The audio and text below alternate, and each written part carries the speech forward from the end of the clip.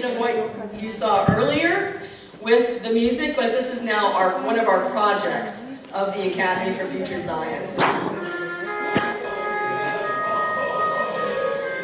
Answering an urgent call from humanity, the Academy for Future Science in Brazil accepted the touching appeal made by Hurtak, the great chief and medicine man of the Upawapa village of the Xavante Indians, who pleaded, "Help us save our children."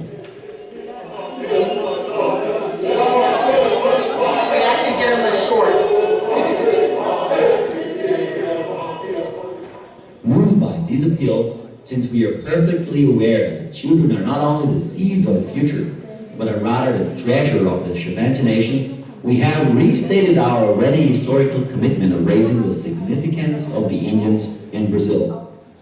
Our pilot project in this element began by establishing a mutual basis of acquaintance and trust, which made all the later actions feasible.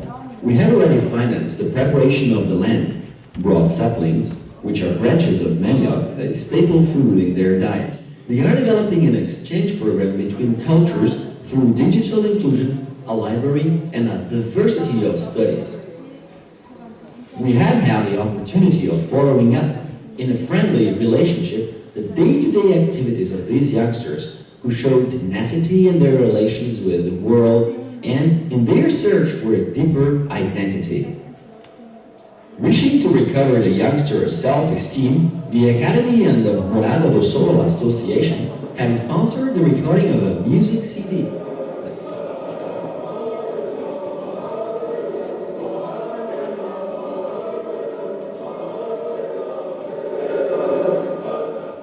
In addition to the 30 students, the Academy is also helping with materials for the 84 children who study in the village.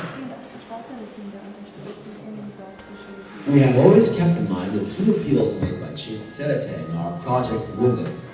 In the first place, my children, he emphasized letting us know what was the priority for his village and for his people, and teach my language to humanity, so that we can all learn from them to care for Mother Earth and thus save the planet.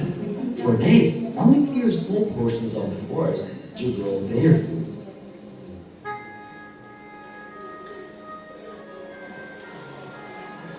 So, as I mentioned, we were at the Rio Plus 20. We were able to sponsor a panel. You can see Carolyn next to us. Carolyn, do you want to stand up because she's also part of World Shift?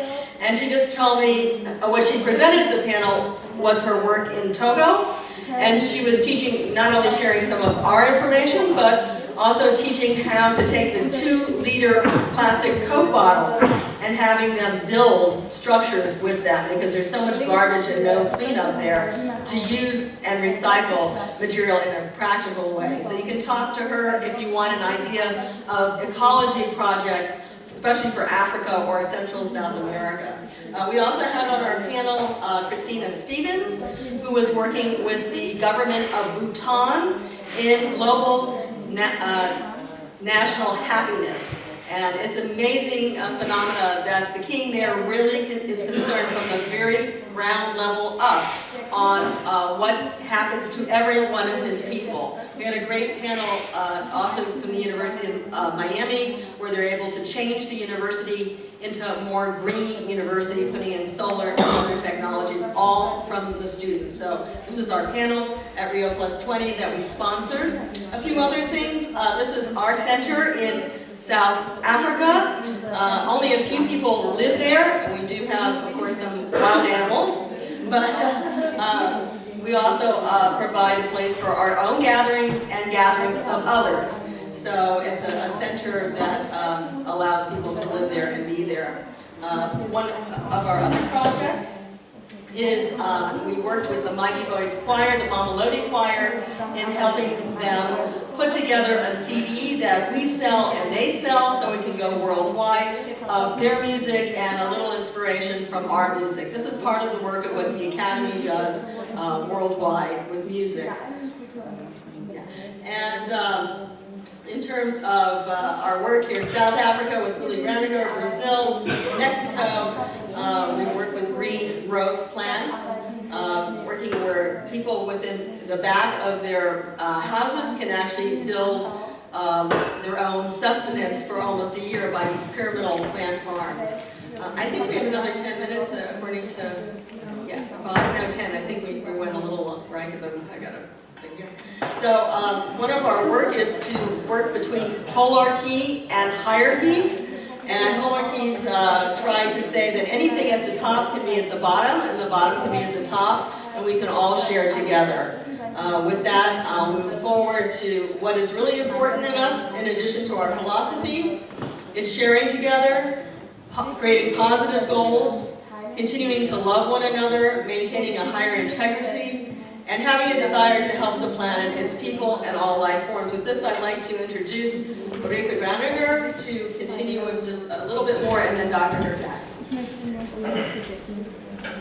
Just a few words on what we are doing in Europe. As you could imagine, in Europe, all of our members have electricity and even have computer access. So we would not have to provide the same kind of support. However, we feel that, especially in Europe and in the Western world, with the secularization of the society, that the teaching of the higher cosmology that has been provided by Dr. Hurtak's own mystical experience is at the core of our meetings. And it is to instill again, or to facilitate, to provide the mystical experience also in the members.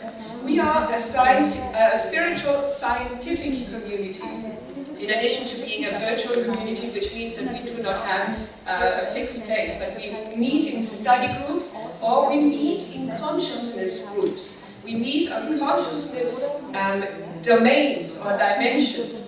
And we find that to induce the mystical experience, you can also use science. There is a scientific side to the mystical experience, as well as there is a deeper mysticism within science, as many scientific-minded people know today. And so I put this picture there from our book, The Keys of Enoch, which is showing how there is a connection and fractalization of consciousness domains.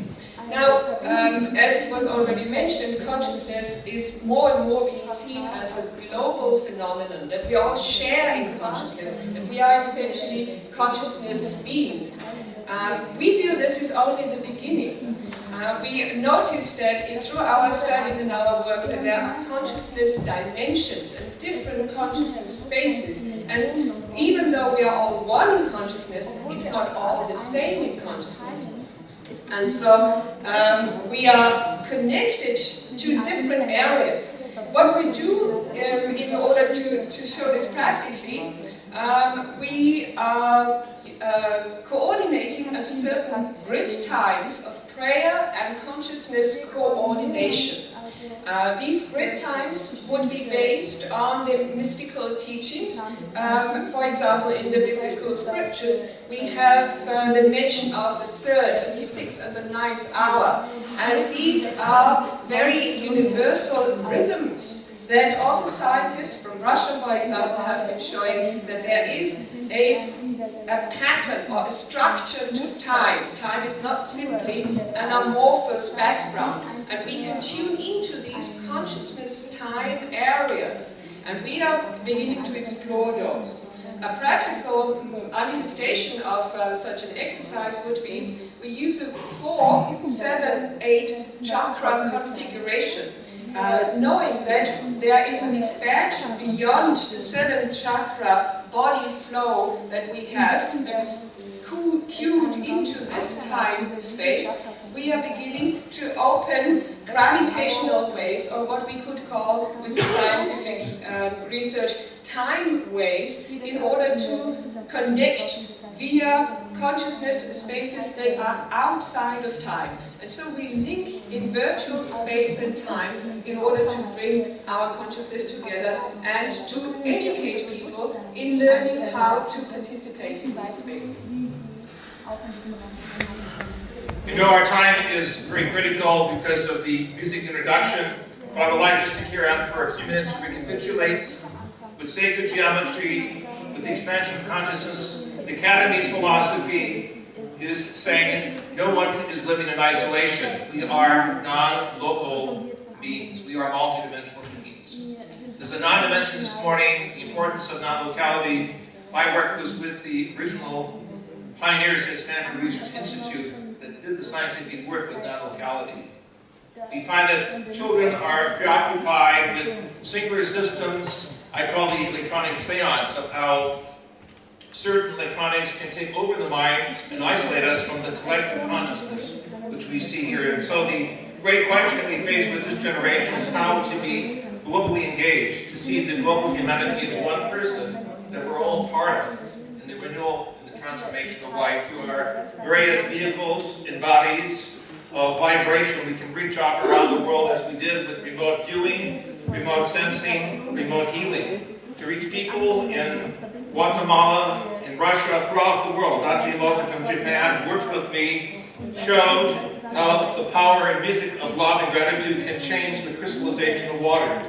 In the water, for a second scenario, we see what negative thoughts can do. And so our scientific panel working in Japan, in Germany, North America, and Africa has been able to use beautiful spiritual art and music to raise us from the physical to the psychophysical into the spiritual endowments of the greater tree of life with all of its branches. Finally, we're told in the Keys of Enoch, those who seek spiritual freedom and autonomy from the structure of power will build communities of love and light throughout the world. They will use their soul and muscle to fashion healing centers of light and teaching centers where the love of God prepares the young to use the spiritual gifts of creativity. This came through this higher consciousness experience I had in 1973, where it was shown that our thoughts are part of the interconnection with the greater quantum field. We're all involved in this new transformation where everything is interconnected. We are part of a spiritual civilization that is being built, and as we see here on one of our musical performances in Köln, Germany at the Hurtak, spiritual music, the names of God can bring people together from all over the world. She who is the Malkat Ha'avot, the divine mother of the fathers, Malkat Ha Shalom Ha,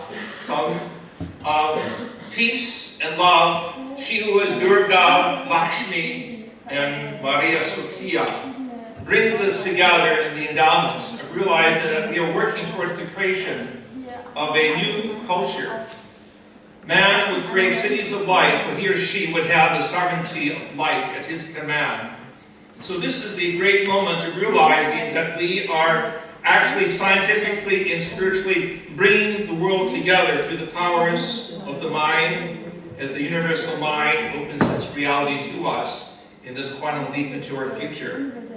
Let us say together 4 times, may peace prevail on earth, in the German, as we bless communities of light in the east, in the west, in the north, and the south. As we forge together this greater family, let us say together, may peace prevail on earth. May peace prevail in Deutsch.